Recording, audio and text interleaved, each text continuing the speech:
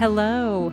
Welcome to the Empowered Artist Collective podcast. I'm your host, Jennifer Apple, a multi-hyphenate actor, educator, acting coach, writer, dog mom, and founder of this vibrant community that champions artists as they carve out their own unique paths in this wild industry.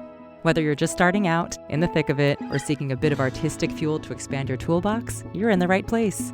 In this space, we'll have honest conversations, share actionable strategies, tips, and resources, and delve into the messy yet beautiful journey of living a sustainable, creative life.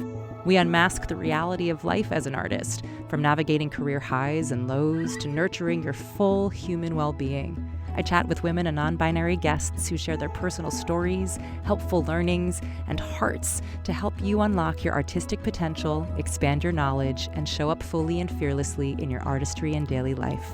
Before we dive into this week's conversation, don't forget to hit that subscribe button so you never miss an episode.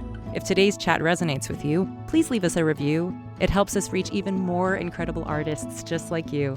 And hey, feel free to spread the love. Share this podcast with a friend or post it on your socials, making sure to tag at Empowered Artist Collective and at @JenniferApple_ so we can chat with you there. All right, grab a cup of something cozy, settle in, and let's get to it. We have already begun our director and artistic director mini-series, so this will be the first episode of our Playwright Mini-Series. Scattered throughout our upcoming episodes, we'll bring brilliant playwrights your way who share their unique journeys, processes, and visions to continue showing that there is no singular path or one right way. To kick off this Playwright Mini-Series, I chat with playwright, writer, and screenwriter Amy Berryman. And we ask the question of what happens when we let go of expectations and write from a place of trusting your intuition. Amy talks about navigating her writer's journey with intention, agency, and a little bit of woo. She shares how different forms of writing activate different parts of her brain, how intuitive playwriting lets her characters lead the way, and how outlining for screen projects often starts before the fun begins. She dives into her process, shares her philosophy on residencies or self-made retreats, and offers actionable tools for giving your writing the same value you give to other commitments. We talk about normalizing the reality of many drafts, the vulnerability of sharing your work, and the courage it takes to trust yourself while also discerning what feedback to incorporate. Whether you're a seasoned writer or just starting out, this conversation invites you to return to your creative self, one intuitive action at a time. Enjoy! Amy Berryman, welcome to the space. Thank you. Thank you so much for having me. I'm so excited to be here. Same. For anybody who does not know you, who are you today? Who am I today? I am a writer, a playwright. I am a screenwriter. I want to be a TV writer. I'm a dog parent, and I'm just trying to make it through this absolutely wild time that we're living in, and feel excited to sort of talk about the thing that does feel like it's getting me through, which is my artistic work. Honestly, I just, was telling you that I was just in therapy the hour before this. And I was like, all I'm doing is thinking about my work. All I'm doing is listening to podcasts about other artists and writers and trying to like really center around that, because sometimes I feel guilty that that's the only thing on my mind, but it's almost like if I'm not thinking about it, then I'm overwhelmed. We're all so overwhelmed, and we have to find ways to balance it. But I do feel like the artistic work is sort of getting me through in this moment. And I love that. Some of the things that I am today. No, it's great. I love how you broke down the writer part for yourself as opposed to just being like, I'm a writer. And then I do, like, clearly you could write all the things, but it's curious to me that you, I guess in some ways, compartmentalize yourself in that. When you work as a writer, are you like, today I am a screenwriter, tomorrow I am like playwriting? Like, is that how you work in order for you to approach the work? They do feel like kind of really different parts of my brain that I have to employ. My playwriting comes from like sort of a place of like, right currently in this moment, there aren't a ton of people waiting for a play from me. So it's like the play that I'm writing right now is sort of just coming from my brain and what I want to think about and what I'm excited about. And it's not trying to think about where's this going to go, where who's going to produce this, or who Mm-hmm. will this fit in the quote unquote market, or anyway, I'm not thinking about any of that stuff. I'm also just sort of letting the characters tell me where the play should go. Yeah. I'm not thinking a ton about the structure. Whereas when I even begin to think about writing a movie or writing a new pilot, just the place I'm at in my career, I try to get input from my reps about should I use my precious time to devote it to this thing, Yeah. or or if then when I do make a choice, I kind of have to outline it all before I feel like I get to start the fun stuff, you know? So it's like utilizing different parts of my brain, which I actually find really, really fun. I think it's the thing I love about being a writer is being able to take initiative on and, you know, have some agency in what I'm working on, when I'm working on it. I get to do it whenever I want. I don't really have to ask for permission. Um, so yeah, I kind of do compartmentalize it a little bit. I know it's all coming from the same place, but it does feel like the approach is often really different for me personally. Yeah, I want to dive into your approach in a second, but I am curious how you became a writer, or if this was like always the thing you Yeah. did. And I feel like I know a little bit about this just having I took a class with Amy, y'all. Amy is an amazing Yes. teacher for her intuitive writing classes. If anybody, we can talk about that too. But I feel like I know a little bit for Definitely. those who don't. How did you arrive to Yeah, of writing? course. Yes. Well, I definitely was a writer as a kid. I wrote like a novel, quote unquote. I'm using air quotes when I was like 9. Um, About your and own life or you know, look, fictional? well, I think looking back, it was my way of processing moving from Texas to Seattle. Like Understood. looking back, I think that that is part of why I wrote this. But at the time, I was like, I'm going to write this book about a lost dog and like the girl that she's friends with. And so that is sort of, but looking back on it, I'm like, I think that's what that was about. So Oh, anyway, we could all look back on that and be like, wow, yeah, I was always a writer. But I fell in love with theater. My father's in the arts and is an actor, and I've always been around theater. He's also like, you know, a playwright and director. He's done all kinds of artistic ventures, and so me and my brother were around that a lot growing up, and I loved it, and I became obsessed with the idea of being an actor. And like when I want to do something, I do become like very, very devoted to it. And I think hmm at that time it was, I think, a little more frowned upon to sort of be the multi hyphenate. yes, for sure. It was a little more like you have to have no plan B. You know, you have to be committed to this thing, which is just, in retrospect, so silly.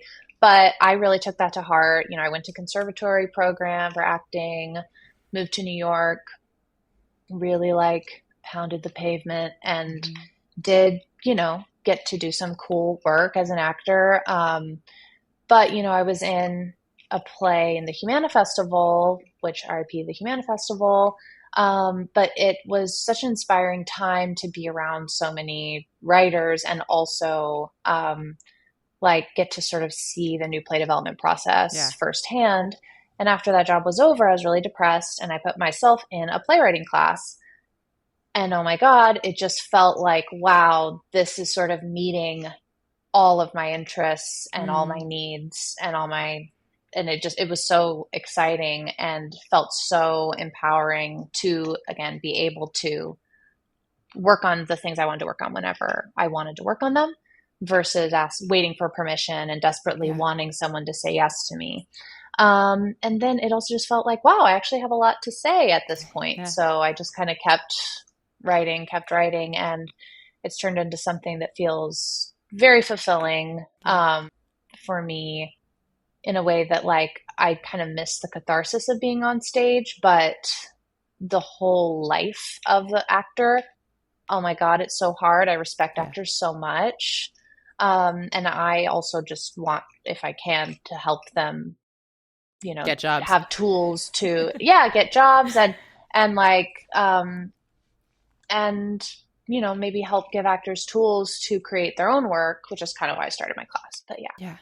Thank you for sharing it, just because I feel, again, anybody who listens, they know I love an origin story, because I'm really trying in my own little corner of the world to just like dismantle that there is one way to do something, and really just trying to enable folks to really think about their own autonomy, their own choices, the things that they love, like really looking inwards about the things that are fulfilling them. And I mean, if there's any, not that I've figured it out, but like if there's any way that I can be like continuously like throwing that into the ether, because it really is a matter of like really deciding like what is important to you, or like what is speaking to you in this moment or this season in your life. And there is, I think, often a fear of like, well, I've devoted so much time, energy, resources, into maybe this chapter of, say, being an actor specifically. And now if I pivot, then what does this mean about this entire identity that I formed? What you're saying is so real. It's like there's that fear, but the reality is, being from experience, that whole chapter will still be there and inform your next chapter, 1,000%. And will be a big part of it. And it doesn't mean that you don't also still have that identity. It just is sort of an additional one. I think some of the most exciting artists working right now do wear so many hats. Correct. And I agree. Yeah. I agree. Well, then let's talk about your process, because now knowing in my brain that they operate maybe a little bit differently. When you have, say, an idea for a play, what do you do to approach that versus, say, your reps are like, this is the thing that we need to focus on, and you create an outline for that? Or the budding that will happen and putting it into the ether, whoever's listening, Amy will work in TV, when and if there's the TV of it all, whether you're writing a pilot or whether it's, somebody will finally put you in a writer's room. Like, what is that for you with process? Yeah. I feel like it feels like it evolves. I think my first plays really, I think the ideas spark from an image or a character or a relationship that I'm interested in. Like with Walden, some of the first images I was thinking about were like this sister on Earth looking up at the moon and thinking about her sister being literally on the moon. Just like images like that, and what's in there, what's underneath that, and just starting with a small spark and seeing where it goes from there. And I think that is still my process. I think it's still like, ooh, I see it. I see the vision, but then I'm like, I have no idea how or where it's going to go. And it all for me starts with putting characters on a page together, in a room together, in a space together, and seeing what's going on, letting them talk to each other, listening to these characters and hearing like their wants, their desires, what they're afraid of, and starting to build like who these people are in the space. And this is like something that I teach, is like looking at what I've written and thinking, what am I curious about here? What don't I know that I have a question about? Okay, well, I have a question about that, so let me do a scene between those two people that I have this question about and try to see what's there. And eventually, like, I'll share right now, in this play that I'm writing, I have like 40 pages, which is kind of a lot.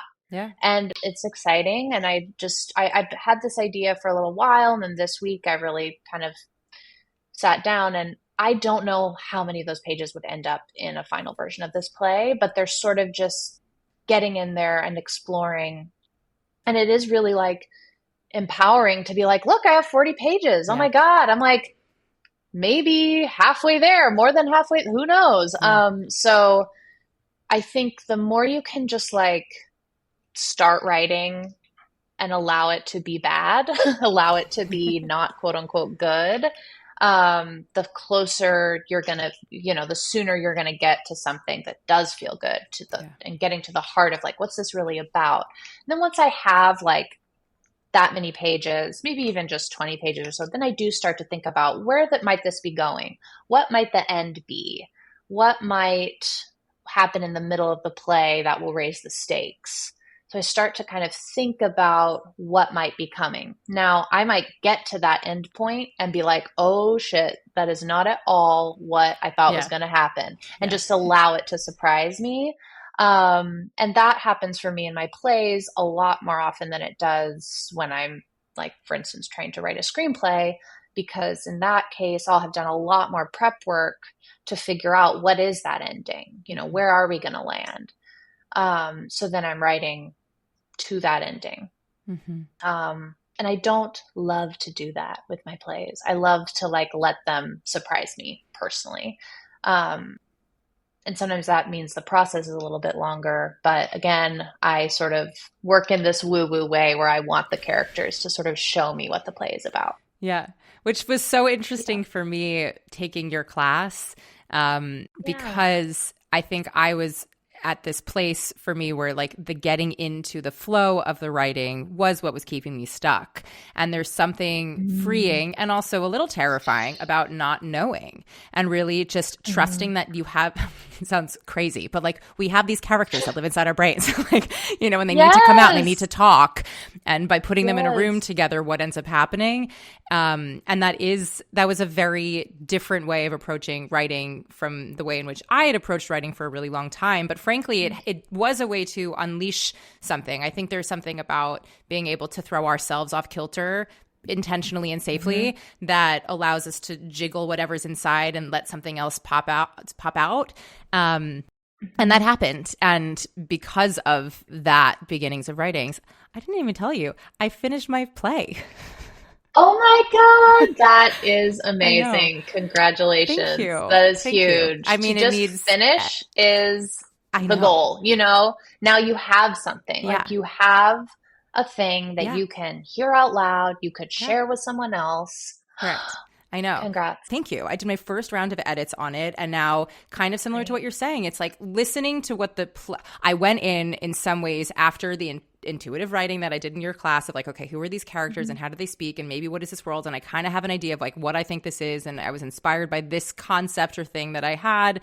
Now let's explore. Then it was like, okay, now I think I have this actual vision. Let's write to it. And having done this first full round of edits, it's like, oh shit, this play is I actually need to write like so much more. I thought it was going to be like an hour and a half. I don't think it, like, I really want it to be no intermission. I'm not sure it can be. I don't know yet, but like the play is yelling at me and it's like, you're trying to be lazy and not write these scenes that you don't want to write. And it's like, no, I just didn't think, I didn't think we were going here. So I wonder for you, when these characters or the world does start to surprise you, how do you allow yourself to lean into those surprises without like holding on to maybe the idea that you had once the idea came to you? Great question. And it's such a tough place to be, the thing that you're describing. And I think my advice would be, and I'm not saying it's easy, is write those scenes. They don't necessarily have to be in the play, but I think they're calling you to try it and see what is there. And it may end up being a 95-minute play or like a 100-minute play, and you can still obviously get away with no intermission because everyone is doing that. Or maybe it is like a 2.5-hour play and we need those too, So I guess when things start to shift and change, I try to allow it to happen. I guess I try to at least try it, and then sometimes it's not right. I have a play that I finished about probably a year ago now that I had sort of a stylistic thing I wanted to do that I thought was really cool. And I still kind of think is really cool. And people have read this play and like it, but multiple people have told me that the stylistic thing I'm trying to do, it's almost like I'm putting sort of a heightened vibe on a play that doesn't need it. But people have told me like, I don't get it. It's not that part of it isn't working for me. I'm like, oh, okay. Oh, now I've gotten so much feedback on this one thing that I'm like, I guess people might be right. Or I at least need to try it. I need to see what does it look like without that element. And if I want to keep that element, how can I lean in? How can I go further? So anyway, that's more of an example of like editing, looking at what's working and what's not working versus like when you allow the characters to surprise you. But it's tough because sometimes when the characters in the play is surprising you, you start to get overwhelmed by how much work you'll now have to do in Yeah. order to like incorporate that brilliant idea. 1,000%. But yes, and that is when it starts to set in the reality of, oh my God, plays and any like piece of writing that you're creating is going to take many, many drafts, and that's okay. I think the normalization of like, oh my God, this might take many drafts for me to get it right, was very freeing for me once I faced that reality. It is Yeah. normal to rewrite over and over and over again. Of course, it's not necessarily something I'm like saying all the time in my first classes to overwhelm people, that because Yeah. we're just trying to write a first draft, we're trying to get it out of there, out of your brain and onto the page. But I love writers, successful writers, who talk about, oh my gosh, I probably did 20 drafts of this brilliant thing, because what Yeah. we see all the time is the finished product. We're seeing a play that has been through maybe years of revisions and workshops and different directions and trying new things. And we aren't seeing all those drafts. We're just Right. seeing, this is where it ended up. Oh my God, it's so brilliant. It's amazing. But it actually took like so much time, so much courage to try new things and different things and throw away the versions that felt good but weren't really working. Yeah. So I just say this, I guess what I'm trying to say is, um, it's very normal to have new ideas that you need to try. And oh my God, it's going to take a lot of work and energy to get through that new draft. Yeah. Yeah. Normalizing that reality is No, but I think important, I that's a think. thing. That's a good thing to name. I know for myself, like that Yeah. has been the thing that it's like, oh, right, this you're not going to it's not going to happen right off the bat. Like it's just not. Nothing in this way will. There will be feedback. There will be other voices that like read the thing, and then you hear it a different way than you intend. Like it just inevitably will happen. And so I feel like yes, normalizing the editing process is a hard pill Yes. to swallow, but it's a real pill to swallow. Right. I'm It doesn't mean that you're wrong or that you are bad at this. It's like, right. no, everyone goes through this. I guess that's what I'm trying to say. Yes, we just don't talk about it It's enough. part of So the deal. but Yeah, I we don't. appreciate We you don't. naming it. We're like, yeah, I just wrote this play and it was easy and here it is. Oh, guess what? Actually, it went through so much Yeah. stuff before it got to this point.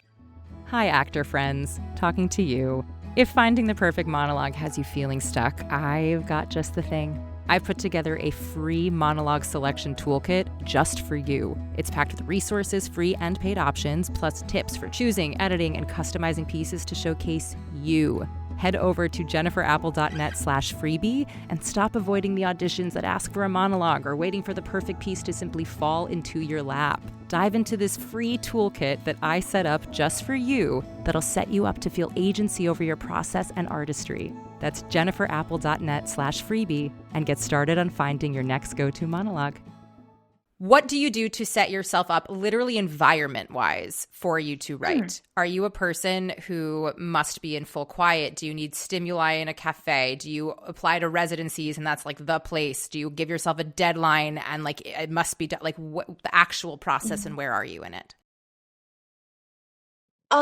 Such a great question. I think at this point I am able to write in a bunch of different environments because sometimes you're just like, I got to do it here. This is when I have to do it. I need to meet this deadline, or I can make myself sit down and do something when I absolutely must. A deadline always really helps with that. But in my dreams, I'm at a residency in a cabin in the woods, which I have gotten to experience, and I am all by myself. There's no interruptions. I don't have any internet, and that's where I can produce the Yeah. work.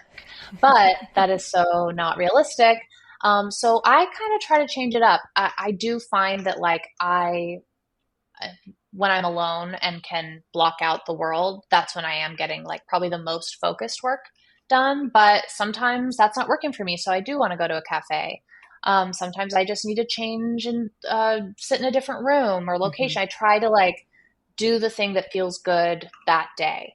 And sometimes that feels like I need this whole apartment to myself. And other times it feels like I'm going to go to that cafe and sit there for a long time. So Yeah. for me, it's kind of dependent on the situation, but I think the more you can like put your phone on do not disturb, try to have apps that block your internet, Yeah. like that kind of thing is super helpful for me because wow, it is so easy to be distracted Yeah. in this moment, in the times that we live Yeah. in. And it's amazing. I mean, I got to go to McDowell, I guess like quite a while ago now, but it was such an amazing experience because it was like truly kind of amazing the depths to which I could go when I was that focused and Mm-hmm. had that amount of space. And that's why residencies like that are so pivotal and important to like keep supporting them because oh my God, they are so helpful for Yeah. artists. I think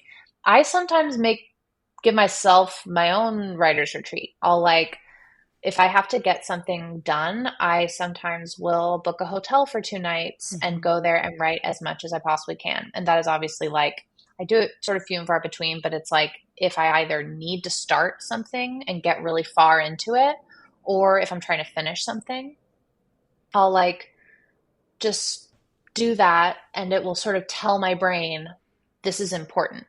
Yeah. You're going to, so brain, work on this play, Yeah. or work on this piece.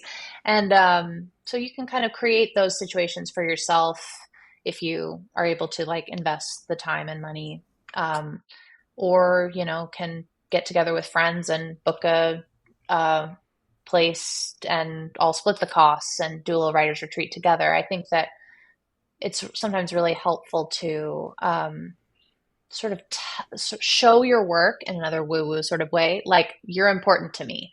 I am going to take time and space away from my normal life in order to work on this piece of Yeah. art.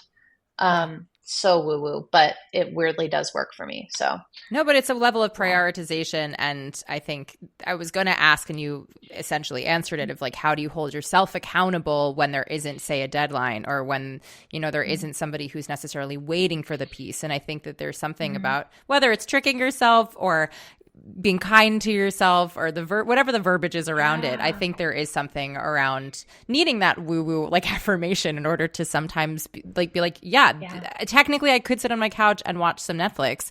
And I also, if I'm telling myself, hey, I'm prioritizing you, doing some sort of gesture, I think it's kind of, like when people go into a room and they just like clear the energy with whatever those tools are, or like light a candle. The ritualistic stuff, I do feel sets a different kind of tone. And I think being able to know yourself well enough to give yourself that is a gift that I imagine didn't come immediately. And it's something that you have to continue fostering. And so I think it's wonderful that you're naming that what it is that allows you to access that part of yourself. And if it's trickery or kindness or gifts or prioritization, it is what it is. Exactly. I'm always like path of least resistance. Whatever is working best for you today at this time. And writers retreats can also happen on a smaller level where you're like, this upcoming Saturday, I'm going to go to that great coffee shop and I'm going to sit there for 4 hours. Yeah. And sometimes just that kind of intention, sometimes can really help get things going for me. It's so real about not having a deadline, like not having someone waiting for the thing you're working on. But if you create the deadline, either through you want to submit this piece to a certain opportunity, or like I have a little accountability group of folks where we help each other set deadlines and, meet once a week and talk about our goals and keep each other on course. And sometimes creating consequences for yourself with a deadline where like, if I don't finish this by this date, friend, I'm going to send you $100 if I don't finish this. Stuff like that can just be sort of up the ante of like, oh my God, I got to actually finish this thing. So those are all things I try to think about. You're naming something that after I took your class and I started the play, I was like, I will not do this unless I have accountability. And I took Bixby's class, which you referred me to. And Bixby's whole thing in the beginning is truly like, what is and he doesn't phrase it this way, but like truly like what is the consequence when you do not finish your play? Like when you do not finish your draft, what will happen? And he tells this story, and I'm sorry, Bixby, if I'm butchering it, but essentially he had a friend who he knew would like follow through with the consequence. And he was like, here is a check that I'm writing that is for $500 for Trump. If I do not finish this, you will send it to the campaign. And she's like, fine. And so he was like, well, over my literal dead body will this happen? And I'm butchering the story, but truly it was like the motivation, the consequence was so steep that he was like, I have to finish this, or this literally will happen because I gave it to a friend that I know is accountable.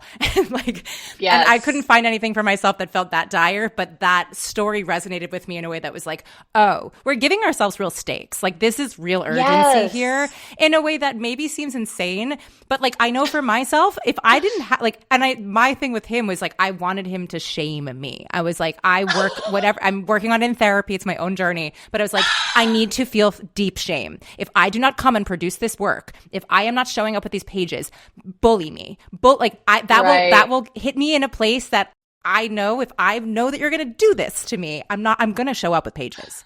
And so like there was something in that psychosis. Somebody else can, psychoanalyze me on that one. But like it really was very real. And then I finished it. And so I'm offering that too, that like in conjunction with what you're saying, in conjunction with like clearly a process that's like all about that.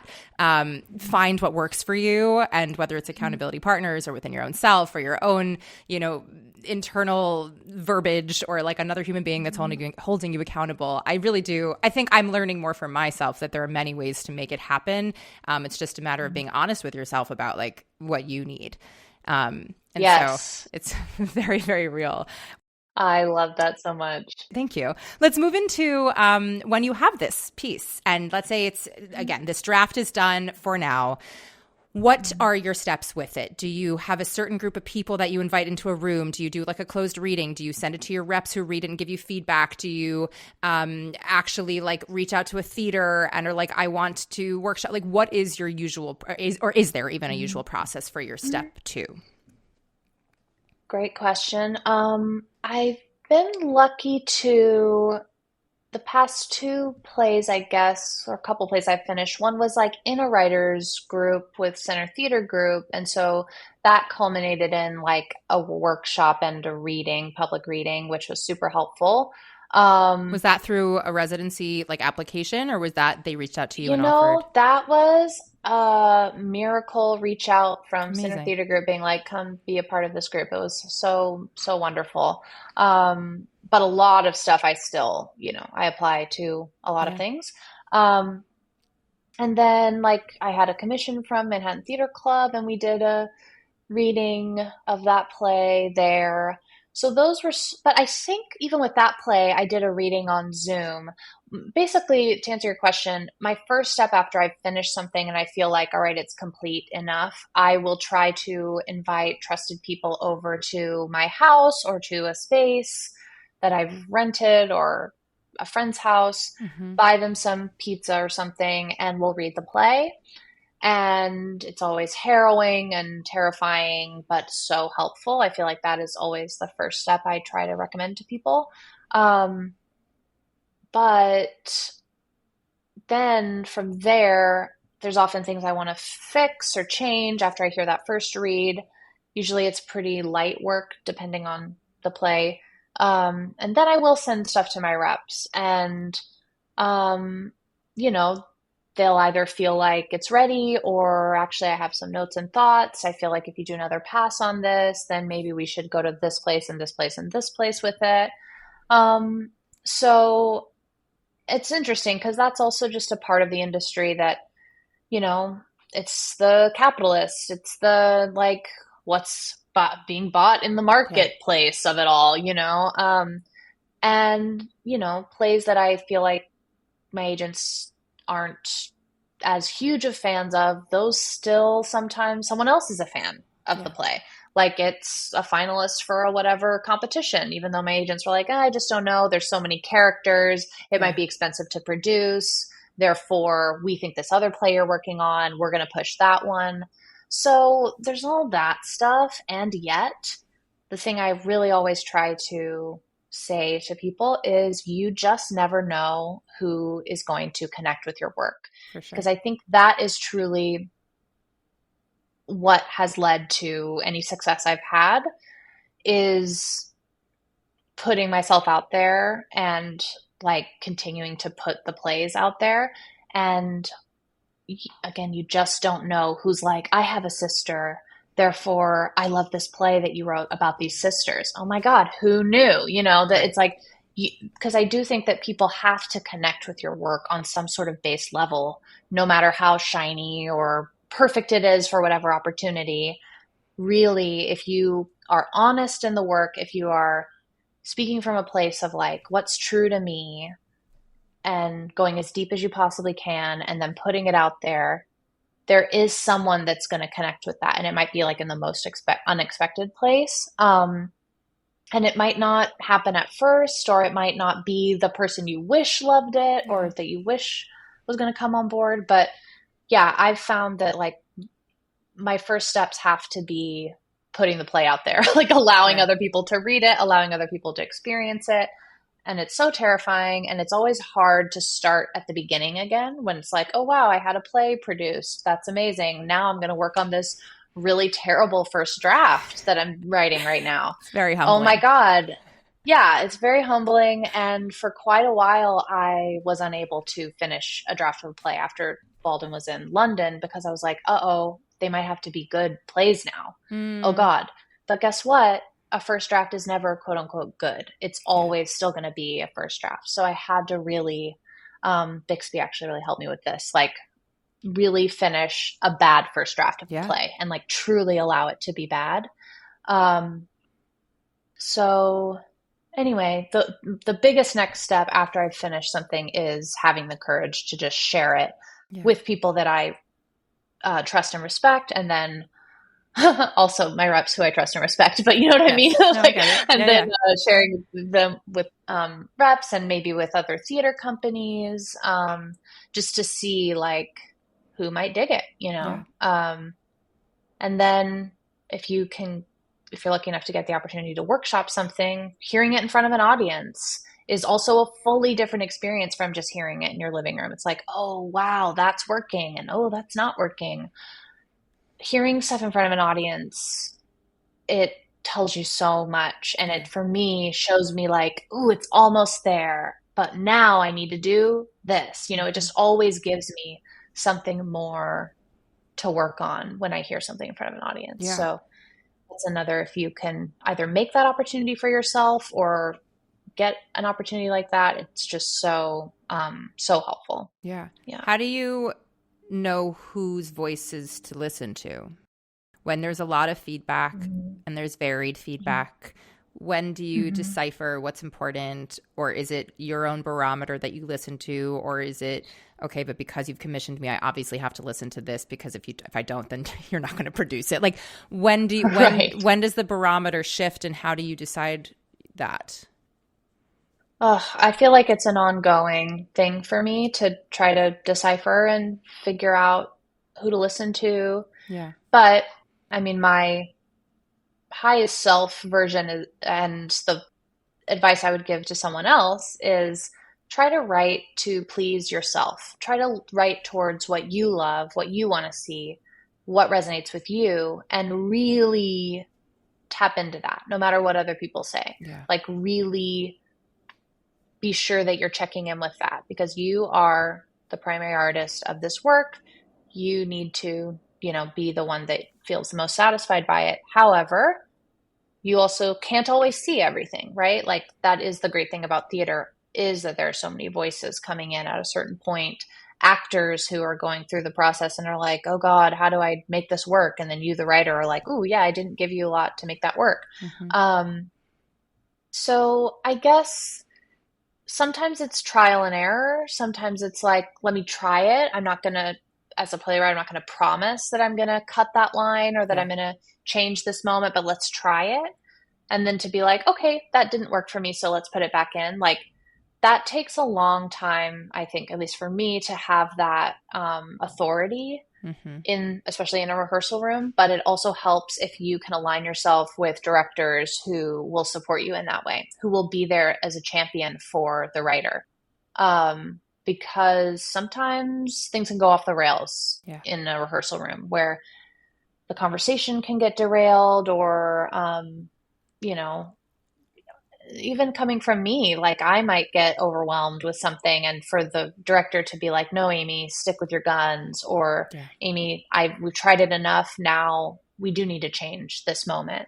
So it's really about like, I think, trying to get to know someone before you work with them if you can. Can't always. Sometimes it's like, nope, we're just doing this thing, and then you're going to learn on the fly, which is also a helpful experience. But yeah, I think it takes time to figure out who to listen to. But I think most important thing for a writer is to really try to listen to yourself. That is because it's very easy to not. Yeah. When did you move into the like, let's find reps of it all for yourself? Or how did you know that this was the moment? Or were people coming to you being like, hey, we've now seen enough from you. Are you represented? What was that journey? Great question. For writers, often I find that the reps will come to you. That being said, mine came in, I guess it did come to me in a weird way. I had a really weird rep, and this is why I think also like no one has the same direct path. It's always from somewhere out in left field that you're gonna get your rep, in my opinion. But I had my friends produced a reading of my first play. Because they wanted to be in it and they were, excellent in it, and put on this really great public reading where I learned a lot. And these two choreographers, the Cooperman brothers, shout out, came and saw it because they were friends with the people who were producing it. And they were like, can we send this play to our agent who happened to work at CAA? And I was like, sure, go for it. Like, LOL. 6 months later, I got an email saying he loved this play. He'd like to meet you. And from there, I was also able to like tell other people that I knew, I have this meeting. Do you know anyone at other agencies to try to leverage this meeting to get other meetings? So I had a couple other meetings at that time. I ended up being like, oh, wow, I love these agents at CAA. Started working with them. But it was a little bit like, are we dating? Are we not? For a while. Do you know what I mean? Yeah. And then Walden just kept getting into all these festivals and getting opportunities. And so, it got a little more serious between us. But then during the pandemic, the wild thing happened. We put someone new on my team who was just a coordinator at the time. He's who ended up sending it to Sonia Friedman, Walden, to Sonia Friedman's company. And this lucky, amazing thing happened where she wanted to do it in London. And so he and I kind of came up at the same time through that. And then it was like, all right, we're doing this. It. Yeah, now we're committed. But that was like several years. You know what I mean? Wow. It was like several years of, what is this? Me being like, I don't know what this is. So really interesting, honestly, really interesting experience. And I think that does happen where you do start working with someone, but you have to keep doing the work, as the writer. Like, you got to keep putting yourself out there and submitting to things, telling people about your work, because even now I still do that, even though my agents are doing a lot for me. I just think it's important. Like, you are the one, you're the CEO. Do you know what I mean? Like, you are the one running this show. That is your work. All that to say, that was weird way that I got my agents, right? Lucky, amazing thing that happened. And I'll just say, like, when he had read that one play, then I was able to go and say, I have these two other plays. So I always tell people, if you are going to pursue representation, I would have at least 2 pieces of full-length writing that you feel comfortable and good about, so that not only do you have the one that they read and are interested in, but you've got at least one other thing, if not more. I would also say that a great way to get representation, I think, is through referrals. So like the people who have reps, reaching out to them to say, hey, would you be willing to do this? However, I would use that so sparingly. Yeah. I would wait until the exact right moment, until you feel like, okay, this is the moment. And it might be you might get an opportunity. You're like, this is the moment. I would really ask yourself, is this the moment Yeah. to use that card? Because for me, I'm so willing to do it. I want it to be the best possible scenario For for sure. this person who I believe in, and I want them to have the best possible chance here. That's what I'd say about that. It's so tough. I think you are always your best agent. You are always going to Oh, be yeah. the one that knows your work best and And it's your can talk relationships about that you it. already have too that Yeah. are, yeah, Hmm. they're going to funnel into other Yeah. So things. I think that you gotta like hustle, and oftentimes the reps will come to you. But I think it will start to feel like it's the right moment. Have you been using the same monologue for years? Are you gearing up to apply for BA, BFA, or MFA programs and need pieces for that process? Or maybe you just have no idea where to even start with monologue hunting? I get it, and that's why I offer monologue sourcing. This is a unique process where I find monologues chosen specifically for you. So many artists pick pieces based on external labels like type or for roles rather than finding material that represents who they truly are. So here's how it works. We'll meet virtually and you'll share all about who you are, your passions, values, beliefs, and everything in between. Don't worry, I will help guide you through this process. Then I'll get to work finding monologues that fit you like a glove. With years of experience sourcing pieces for hundreds of artists, I've seen the difference it makes to have a monologue that genuinely feels like you. So, if you want to feel empowered about the monologues you bring into rooms and use for auditions, I would love to help you find them. And because you're a listener of the Empowered Artist Collective podcast, I'm offering an exclusive rate. Head to empoweredartistcollective.com/podcast promo to register and claim the special offer. That's empoweredartistcollective.com/podcast promo. I cannot wait to help you find monologues you absolutely adore. What about now at this juncture? You've mentioned it a couple times, the residencies of it all, the grants. Mm-hmm. When do you decide if something is right for you? How do you decide which ones you want to invest your energy and time and resources into? Mm-hmm. How do you sift through? Has that shifted now that you are at this juncture in your career from when you first started? Like, what is that for you?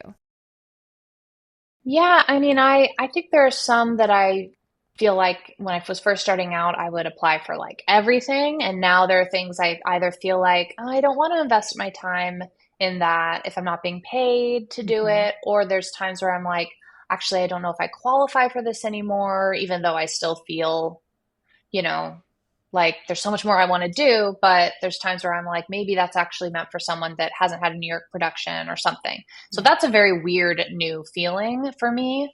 But I still try to take as many opportunities as I can. And some residencies, some of them are like 2 months or something. I'm Yeah. like, man, I don't know if I could take 2 months out of my Yeah. life to go and write, but I could take a month, so I do try to like sift through in that way. But I would recommend just apply for everything, and you can always say no. Yeah. You know what I mean? Like that's the thing, is try to get the problem. I'm always Yeah. like, let's get the problem first, and Yeah. then we'll decide, you Yeah. know. How do you protect your work? My friends and I have talked about this, or other people have talked about this. Like, how do you protect your work when you're submitting it to things, right? Like sometimes they're like, send your whole thing, and you don't know who's on the other side receiving it, or it's a new festival, and you don't really have. Do you trademark your thing? Do you copyright your stuff? Do you put your name all over it? Like, what do you do to protect your work? It's honestly not something I worry very much about at all. Honestly, like I think that it's something people do worry about, and I think can happen in Hollywood, where you're like pitching on things that you're like giving all these people these free ideas, and they're going to tell you no, but they're going to take your Yeah. ideas maybe, and that's sort of the name of the game. With plays, you are the owner of your play. If you write by Amy Berryman, if you write your name on that, like it is yours. You have all this documentation of like these emails you've sent with this play. You can totally like register something with the WGA, like a screenplay, or you can copyright it with like, I don't know, whatever government website, which who knows if it even exists right now. You can do all of that. You can mail the play to yourself, which I think technically copyrights it. But from my understanding, if you write a play, you email it to people, like there's going to be documentation that you own that play. I wouldn't worry about it. I would worry about it less. Like if it's impeding you from submitting, don't let it. Mm-hmm. You can vet the places you're submitting to be sure these people aren't like just scammers wanting you to pay, especially like if the opportunity wants you to pay to submit. That's always something, particularly with playwriting.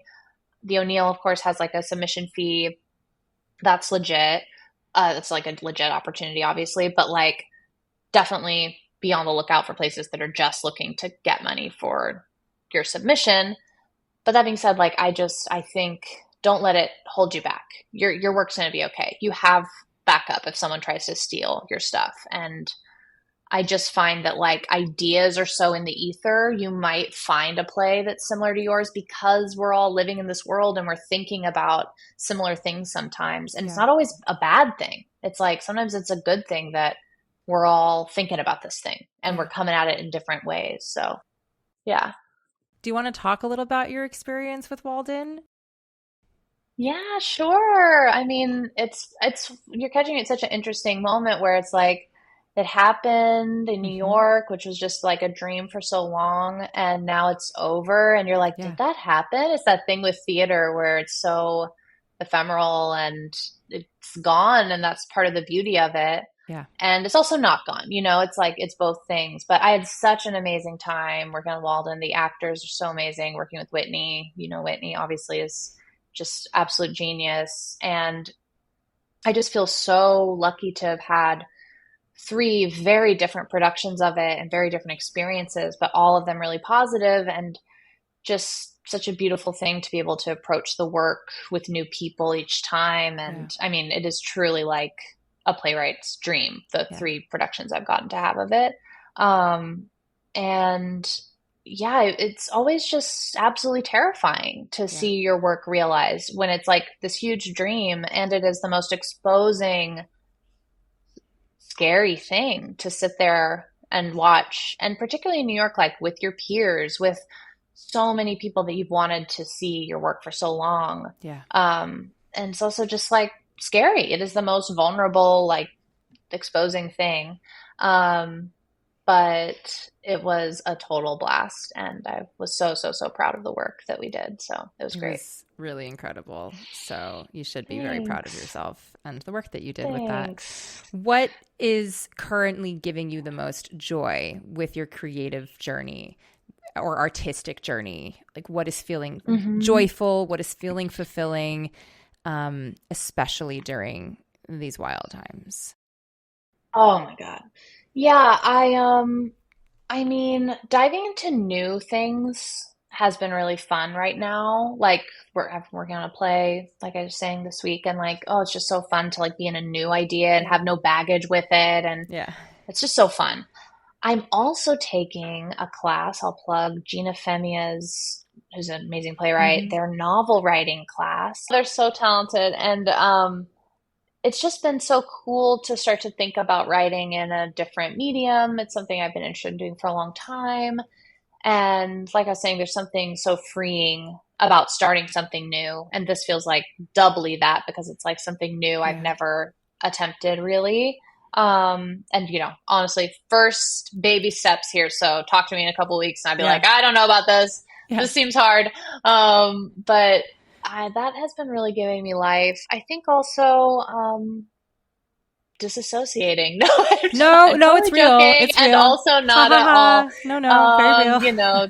Like just watching great television, reading books, trying to just like be present with the people I love. I feel like, and also like went to a protest. I don't know. It feels like such a strange time to be trying to make things, but it feels really imperative that we do try to keep making things, even though like give yourself a break if you're not able to make things right now. Like that makes perfect sense too. The freshness of a new project is like just exciting to me right now. Not diving into the hard rewriting of things. It's like, oh, no, thank you. It seems too hard.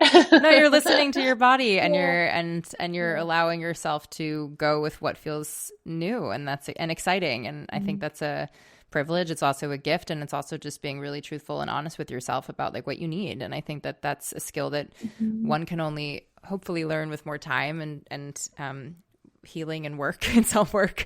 So clearly, Totally. yeah, you're doing all of that.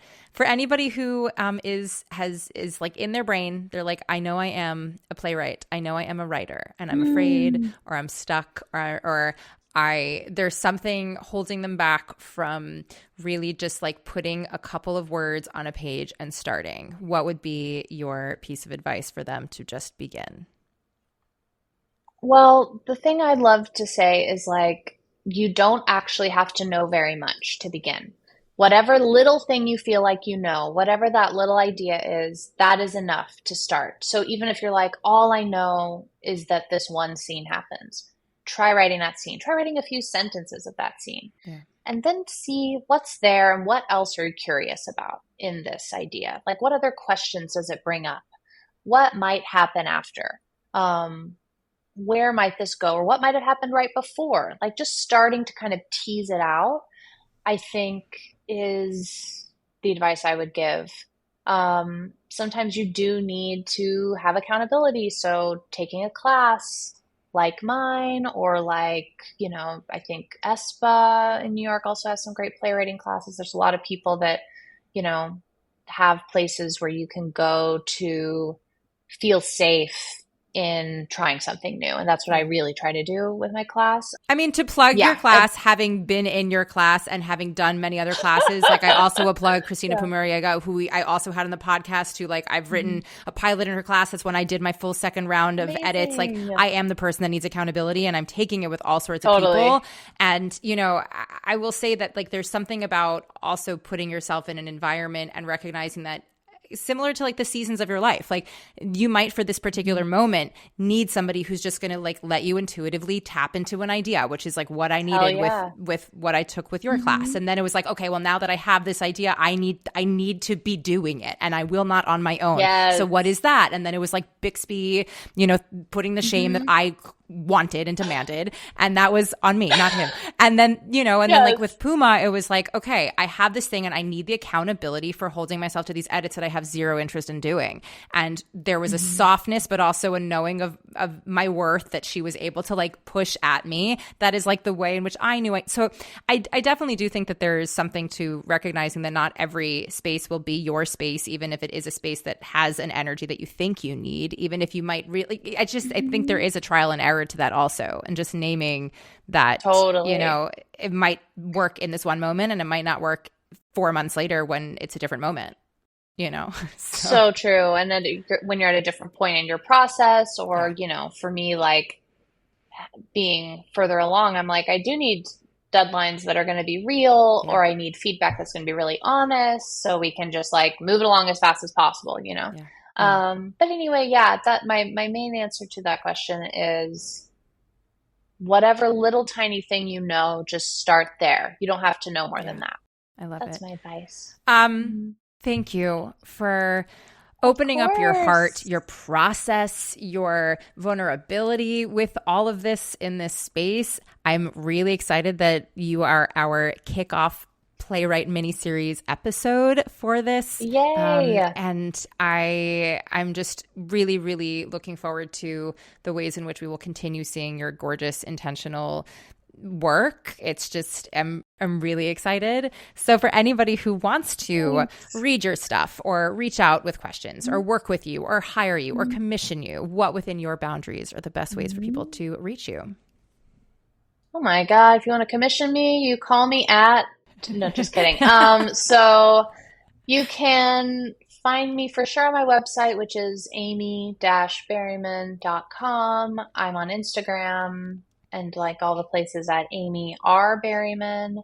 And if they want to take class with you, how do they do that? Yes. So that I have an Instagram that's at Intuitive Playwriting. It's also pretty connected to my Instagram I just plugged. You also can sign up to get emails on my website that I already mentioned. I also have a new Play Exchange account where you can read some of my stuff. Walden, though, is published by TRW here in the States. You can buy that, I think, on their website, which is so thrilling. And those are the ways. I Feel love free it. to reach out. Thank Yeah. you so much for being in this space. Thank you. This was so great. That's it for today's episode. I hope you walk away with some fresh insights, feel inspired, and a little more empowered to take the next step on your artistic journey. Remember, whether it's a small shift or a big breakthrough, every step forward counts. You've got this, and we're here cheering you on every step of the way. If you found today's episode helpful, don't forget to hit subscribe so you'll never miss out on the discussions we have each week. And if something today really resonated with you, please leave us a review. It truly is one of the best ways to help other artists find our podcast and join in on the conversations. Plus, we feel the love too when you do. And don't keep all this goodness to yourself. Share this episode with your people or post about it on social media. Be sure to tag at Empowered Artist Collective and at @JenniferApple_ so we can see what's landing for you and keep the conversation going. As always, thank you for being here. Thank you for listening. And thank you for being a part of this incredible community. Keep creating, keep thriving, stay empowered. I'm Jennifer Apple. Until next time.